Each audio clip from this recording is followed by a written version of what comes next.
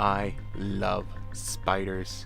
Here's an insect and spider book. I have a bunch of these. They're so much fun. But this one's important because it shows like spider anatomy. And I want to review spider anatomy because in this video today, I want to try and draw Lucas the spider. I love Lucas the spider. The spiders have two body segments as opposed to insects, which have six. They have a cephalothorax and an abdomen. All of the legs come out of the cephalothorax. It kind of drives me crazy when they don't in other art. Now you're seeing some pictures. This is how much I love spiders. I took all these. I never actually kill any insects or spiders when I'm taking their picture. I always return them to the wild safe and sound. But you can also look at these for the anatomical features. Of course, two body segments, 8 legs. They also have like a little set of feelers in the front around their fangs that are not legs. But the legs themselves have 7 segments. It's interesting because they're actually they're named similarly to our body parts. This is like a femur and a tibia. The one closest to the body, I think, is the trochanter. Anyways, now I'm studying the actual little character. And this is Lucas the spider. I love this little animation. When I saw the first one, it was just so endearing. And I've always loved spiders and insects and bugs, and he's so cute. So I was just kind of trying to get an idea of like how the body was structured. So with Lucas, he's got like this really big head to fit those really big eyes. He's got kind of a little abdomen and these little stout legs. And everything's kind of thick and fuzzy on him. I wasn't sure how that was going to translate to my style because I don't draw a lot of like fur. That's something I need to work on. But I kind of started to realize that what was very important about him were those eyes. And so I'd need to go in and study those further later. But I also figured I wanted to add my own little twist. And considering the character of Lucas, I thought it'd be absolutely adorable if he could be a superhero with a little mask and a little cape. So I tried to figure out how a mask would work, especially with his 4 eyes. The spiders, of course, they can actually have, like, I think it's anywhere from like 2 to 8 eyes. There's a lot of variation there. And they can see like almost 360 degrees around them. They can definitely see like above and to the sides. It can be very impressive. But here I'm just kind of trying to sketch out an idea for maybe a little Superman pose where he can be flying or jumping or something. It's a little hard to get the dynamic right, especially with his little legs being as short as they are. And I wasn't sure that the actual pose was reading. However, I was also trying to figure out that cape. I need to work on my fabrics. The eyes here were not reading, so I was trying to figure out how I could try and fill them in. And when I used the pigment liner and cross-hatching on this little example, it did not work. It did not look cute, as you can see. So I actually end up taking a little bit of a break, and I decide, okay, I got to focus on these eyes. I got to figure out how to do those. And so what I actually do here now is I draw a little less, because in the time lapse, I start actually watching all the videos. So I want to see how the main artist approaches these eyes of this character. And I also got a chance to kind of get a review for the whole body shape of the little character. Side angle, I think, from maybe the Sync episode or something. And so I kept looking at the eyes, and the eyes kind of have like they have like a really big, almost pupil-like piece, which is very important. But then they also have the highlights in them that are also very important, and how the eyelid wraps around, also crucial in figuring out the emotion he's expressing, especially since he doesn't have a mouth. He always kind of like it's a very subtle use of like the under eyelid and bringing it up for his excitement.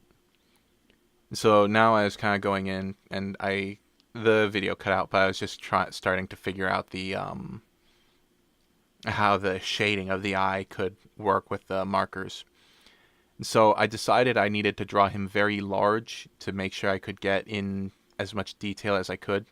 I used this circle thing to help me with the eyes because the eyes are very, very important, like I said. And from here, I just kind of started trying to darken it in. It's very interesting trying to make this character into a 2D form since it's a 3D animation.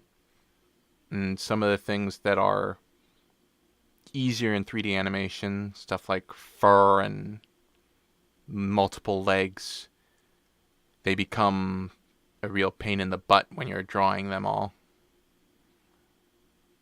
I tried to get him, I wanted to give him a little cape. I decided to go with less of a dynamic pose and have him more situated in a pose more similar to what he usually is in the show to make him more recognizable. But I did give him a little superhero mask. I think Lucas would make a wonderful superhero, or at the very least, he could play. It's fun to play superhero. I was also thinking, I don't know, if this video gets some more attention, I'd actually love to go in and maybe make some other friends for him to play with. Like, I'd love to design some other characters that are just, like in a similar style. Like, I think I could probably figure out how to do some other cute spiders or even other cute insects, like maybe an ant or something. Of course, and the videos themselves are fascinating combinations of live action and the 3D animation composited into it. Kind of not too different from my short film Unneeded that I finished earlier this year. Instead of computer animation, like 3D computer animation, though, I was using Flash animated characters and a stop motion animated dragon. It was all composited together. So I'm trying to figure out this mask, and I figured that I'd use more cross-hatching in the actual mask to kind of isolate the comic book feel to the mask. Because the video, of course, I did before this was Venom, and I went kind of haywire, a little insane drawing that one. In a good way, actually. I had so much fun drawing that. But the insanity of drawing that one with since Venom is sort of this inky black character, I used so much dark and so many blacks and just a huge amount of cross hatching all over his body. And I thought Lucas is a very sweet, very cuddly character, and I figured he should be a bit lighter. And so I try to isolate the darks to, of course, his mask and, of course, the darks in his eyes, because I needed the eyes are the most important element of this character. They are what make him cute. They are what give him his emotion. And if you try and draw him for yourself, you'll want to figure out how to do the eyes. They are critical. They are very important.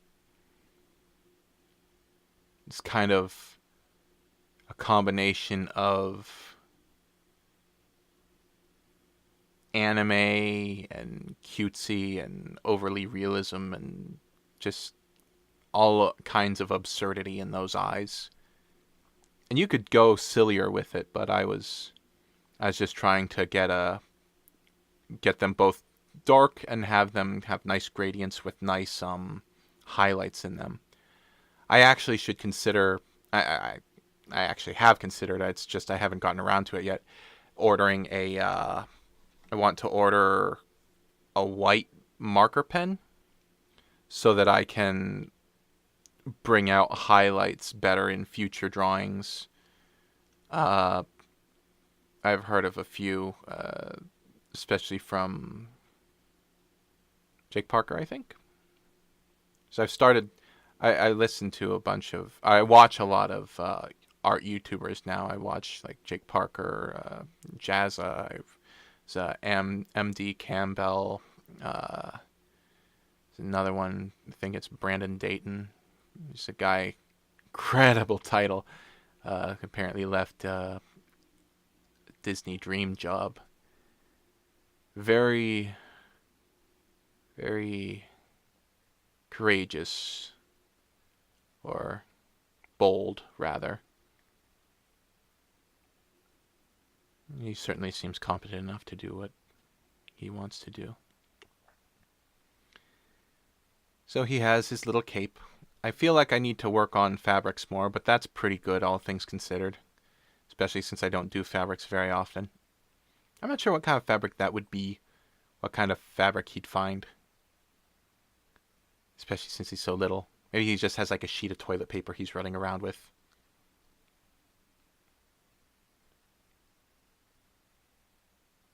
I love this character. I've heard it said that, well, it's not really, I don't know if it's ever going to come to fruition, but I know everyone's begging for a movie of this character. And I mean, I would be so happy to see that. And honestly, I don't know. Lucas was kind of birthed out of YouTube, and if the artist is looking for any help, I would be so happy to be involved in a project like that. I mean, this is a drawing channel right now, but what I really pride myself in is my writing capabilities, and if he wants some help writing a feature film for this little bugger, I would jump at that opportunity. But yeah, how did this become a job interview? But I just love this character, and I was so happy to just play with him. And I tried to put the little furs on. I could probably have made him more cartoony and made him a fuzzball. Maybe I'll try that next time. I wouldn't mind drawing him again. But here he is.